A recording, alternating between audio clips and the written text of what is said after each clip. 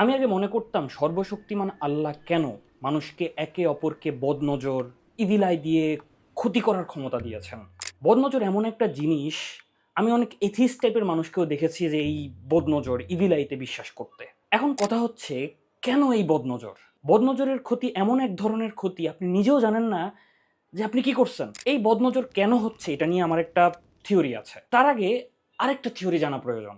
এটা একটা philosophical theory, এটার নাম হচ্ছে প্যানসাইকিজম। থিওরিটা বলছে কি, বলছে যে চেতনা মানে ফিল করার ক্ষমতা, অনুভব করার ক্ষমতা, এটা শুধুমাত্র মানুষ এবং প্রাণীর মধ্যে সীমাবদ্ধ না।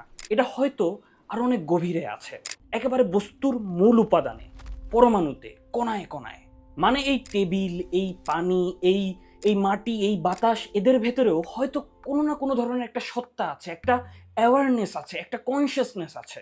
এই ব্যাপারটা খুব একটা অবিশ্বাস করার মতো না, কারণ আল্লাহ সুবহানাহু ওয়া তাআলা কোরআনে বলেছেন যে আসমান জমিনের মধ্যবর্তী জায়গায় যা কিছু আছে সবকিছুই তার তসবিহ পাঠ করে।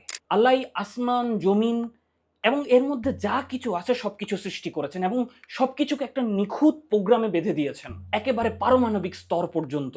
যে কণাটা আপনার চুলের ভেতরে আছে সে জানে তার কাজ কি, যে অণুটা পানির ভেতরে আছে সে জানে তার গতি কোথায়, যে বীজটা মাটির ভেতরে আছে সে জানে কোন দিকে শেকড় ছড়াতে হবে। একেবারে পারমাণবিক লেভেলে সবকিছু তার হুকুম মেনে চলছে। এই জন্য আপনি যখন কোনো কিছুর প্রশংসা করেন কিন্তু তখন সাথে সাথে আল্লাহর প্রশংসা না করেন, তখন আপনি যে জিনিসটার প্রশংসা করেছেন সে মাইন্ড করে।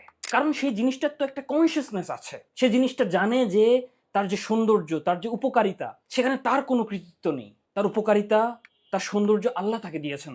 জিনিসটা যখন দেখে যে তার রবকে প্রশংসা করা হয়নি, তখন সে নিজে থেকেই নষ্ট হয়ে যায়।